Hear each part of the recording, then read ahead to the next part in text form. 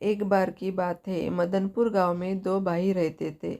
वह बचपन से ही एक दूसरे से बहुत लड़ते झगड़ते रहते थे, जिसकी वजह से जब वह बड़े हुए तो एक दूसरे से अलग रहने लगे। उनमें से छोटा भाई चंदन बहुत गरीब था। उसके पास कोई रोजगार नहीं था। वह अपने परिवार के साथ बहुत गरीबी में जीवन गुजार रहा था। उनके पास खाने के लिए भी पैसे नहीं होते थे।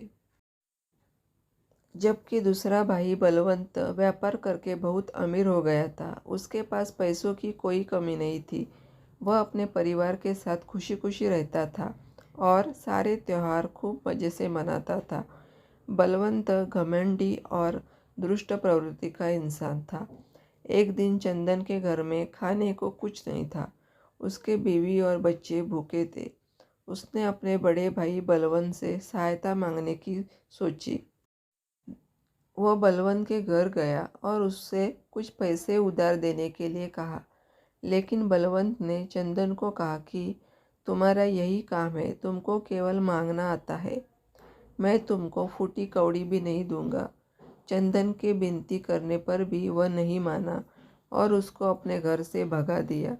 जब चंदन दुखी होकर अपने घर जा रहा था तो रास्ते में चंदन को एक बूढ़ा आदमी दिखाई दिया, जो एक भारी लकड़ी के गट्ठर को उठाने की कोशिश कर रहा था। चंदन बहुत दयालु था।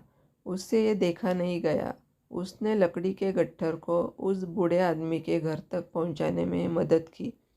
घर पहुंचने पर बूढ़े आदमी ने चंदन को धन्यवाद कहा और उससे उदासी का कारण जानना चाहा। चंदन ने अपनी आर्थिक समस्या को उस बूढ़े आदमी के साथ साझा किया।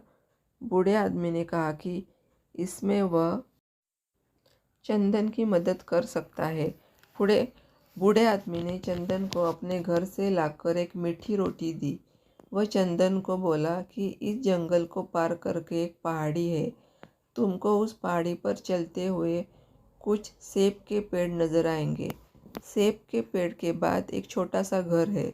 वहाँ 3 बौने रहते हैं। तुमको उन बौनों को यह मीठी रोटी देकर उनसे पत्थर की चक्की मांगनी है।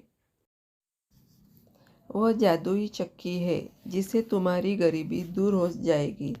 यह सुनकर चंदन खुश हुआ। उसने जैसा बूढ़े आदमी ने कहा था वैसा ही किया। वह मीठी रोटी लेकर जंगल पार करके पहाड़ी पर गया। पहाड़ी पर कुछ ऊपर चढ़ने पर उसको सेब के पेड़ नजर आए।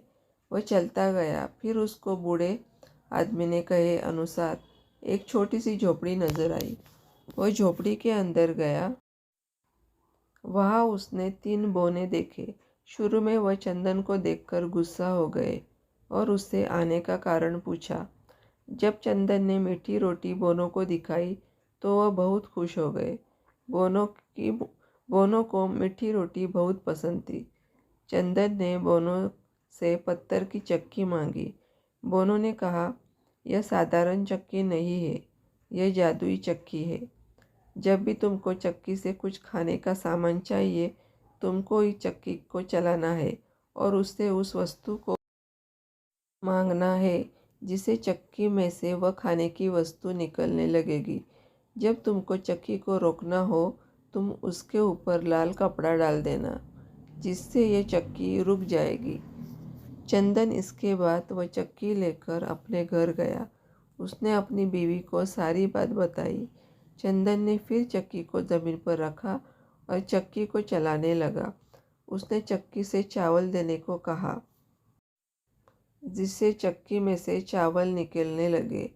इसके बाद चंदन ने चक्की से दाल निकाली। इससे चंदन का परिवार बहुत खुश हुआ और उन्होंने भरपेट खाना खाया।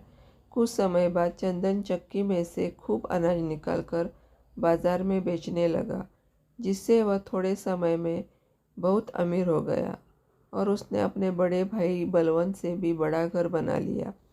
जब बलवंत को यह बात पता चली तो उसने चंदन के थोड़े समय में अमीर होने का राज जानना चाहा। वह एक दिन चुपके से चंदन के घर घुस गया, जहाँ उसको जादुई चक्की के बारे में पता चला।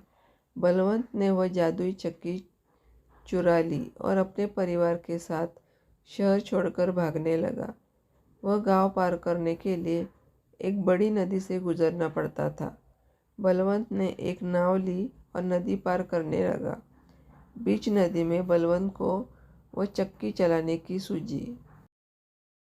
उसने चक्की चलाते हुए चक्की से नमक देने के लिए कहा। इसके बाद चक्की में से नमक निकलने लगा। बलवंत को चक्की को बंद करना नहीं आता था, जिससे चक्की में से नमक निकलता ही चला गया। इससे पूरी नाव नमक से भर गई, जिसमें बलवंत और उसका परिवार डूबकर मर गया। बलवंत के गलत काम की सज़ा उसके परिवार को भी भुगतनी पड़ी। इस कहानी से हमें यह सीख मिलती है कि हमें कभी लालच नहीं करना चाहिए। लालच का परिणाम हमेशा बुरा ही होता है।